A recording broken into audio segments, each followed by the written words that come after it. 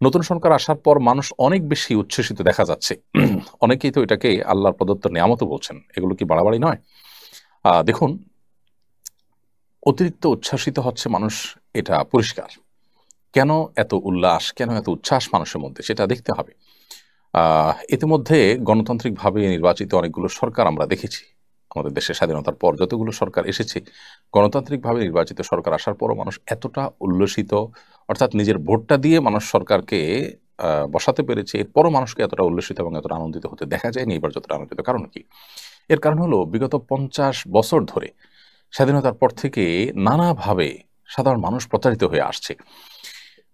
তরুণ নির্মাণের নামে নেতাদের খুশি করার জন্য, তাদেরকে পাম্পটি দেওয়ার জন্য, তাদের তেল মারার জন্য কোটি কোটি টাকা খরচ করা হয়, নানানভাবে অপচয় করা হয়, অথচ এদেশে বহু বহু মানুষ না খেয়ে থাকে। নানা বৈষম্য এদেশে, নানা অবিচার এদেশে চলে। যার লিঙ্ক আছে, যিনি ক্ষমতাসীনদের সাথে ভালো সম্পর্ক রাখতে পারে তিনি অনেক ভালো থাকেন, আর যিনি রাখতে পারেন না তার অবস্থা একেবারে খারাপ থাকে। ঘুষ, দুর্নীতি, অপশাসন এটা মানুষকে অতিষ্ঠ করে তুলেছে।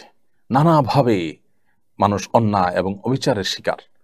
যেভাবে খুন, গুম, রাহাজানি, পুলিশের হয়রানি, কিছু হলেই মামলা ধরে নিয়ে যাওয়া, চাঁদাবাজি এবং অন্যায়ভাবে মিথ্যা মামলা দিয়ে হয়রানি করা, বিচার বিভাগে পর্যন্ত আপনার ন্যায় বিচার না পাওয়া, সেখানে পর্যন্ত আপনার নানাভাবে ইঞ্জিনিয়ারিং করে মানুষকে হয়রানি করা।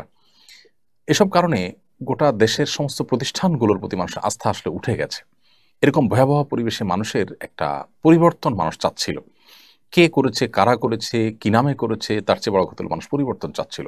তরুণরা সেই চেষ্টা করেছে এবং তরুণদের একটা ন্যায্য দাবি ছিল এবং তাদের প্রতি মানুষের একটা আস্থা তৈরি হয়েছে যে তাদের কমিটমেন্ট ছিল, তারা খুবই কনফিডেন্ট ছিল। সেটা দেখে মানুষ আস্থা তৈরি হয়েছে। সবচেয়ে বড় কথা হলো যে মানুষ যখন দেয়ালে পিঠ থেকে যায় তখন আসলে খড়কুটা ধরে মানুষ বাঁচতে চায়, সেখানে তরুণরা তো যথেষ্ট আস্থার জায়গা তৈরি করতে পেরেছে। সো এই জন্য মানুষের মধ্যে অনেক উচ্ছ্বাস উল্লাস দেখা যায়। কিন্তু আমরা বাঙালি সবসময় হুজুগে, আমরা যখন খুশি হই তখন অনেক বেশি হয়ে যাই, যখন বেজার হই তখন অনেক বেশি বেজার হয়ে যাই। যাকে মাথায় তুলি তাকে মাথায় তুলে অনেক বেশি তুলে ফেলি, আবার যাকে ফেলে দেই তাকে একেবারে পায়ের নিচে ফেলে দিই। এটা আমাদের একটি সমস্যা বলতে পারেন। তো এই জন্য অতিরিক্ত বাড়াবাড়ির জায়গা থেকে আমরা এটাকে আল্লাহর নেয়ামত বা আল্লাহ প্রদত্ত ডাইরেক্ট এরকম কিছু বলছি। হয়তোবা আল্লাহ তাআলা এটা আমাদের প্রতি অনুগ্রহ করেছেন, সেজন্য দিয়েছেন, মাজলুমের প্রতি রহম করেছেন আল্লাহ তাআলা। আবার হয়তো এটা আমাদের জন্য নতুন কোনো ফাঁদ। কি যে হতে যাচ্ছে বা এটার পরিণতি কি দাঁড়াবে সেটা আসলে এই মুহূর্তে মন্তব্য করা কঠিন। তবে আমরা আশাতে করব অবশ্যই ভালো কিছু আল্লাহ তাআলা যেন দান করেন আমাদেরকে। অতএব এই বাড়াবাড়িটা আমাদের করা যাবে না। বিগত ৫০ বছর ধরে মানুষ যে নিগৃহীত, মানুষের যে জীবনের নিরাপত্তা, মানুষের খাদ্যের নিরাপত্তা, মানুষের ন্যায় বিচার পৃথিবীর অন্যান্য দেশে যেরকম মানুষ পায় নিশ্চিন্তে, সেরকমটি বাংলাদেশে হয়নি। মানুষের খাদ্য, মানুষের পানীয়, মানুষের ঔষধ নিরাপদে কিনতে পারবে, ভেজালের কোনো টেনশন থাকবে না, এরকম বিষয় হয়নি। আপনি অন্যান্য দেশগুলো যেগুলো আছে, আমাদের এশিয়ার যে মধ্য এশিয়ার যে সমস্ত বা দক্ষিণ এশিয়ার যে সমস্ত দেশগুলো আছে, এই দেশগুলোতে আপনি দেখবেন যে এই বিষয়গুলো নিশ্চিত করা হয়েছে। এমনকি অর্থনৈতিকভাবে আমাদের পর্যায়ের অনেক দেশ আছে যে দেশগুলোতে খাদ্যে ভেজাল দেওয়া, পানিটা নিরাপদ, আপনার পানিতে ঝামেলা থাকা বা অস্বাস্থ্যকর পানি, তারপরে ওষুধে ভেজাল, এগুলো মানুষ কল্পনাও করতে পারে না।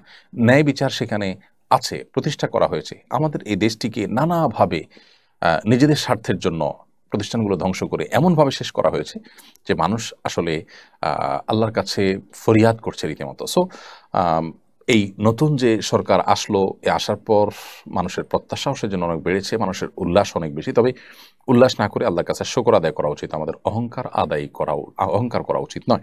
কারণ হলো অহংকারকে আল্লাহ তাআলা একেবারেই পছন্দ করেন না। অহংকার পরিণাম ভালো হয় না। আমরা বিগত সরকারের অহংকারের পরিণতি আমরা দেখেছি। সো অহংকার যেন আমাদের মধ্যে না আসে। সাধারণ মানুষ এবং যারা ক্ষমতায় এসেছেন তাদের সবাইকে বিনয়ী হতে হবে, আল্লাহ শুকরিয়া আদায় করতে হবে, আল্লাহমুখী হতে হবে। আল্লাহ আমাদেরকে সেই তৌফিক দান করুন।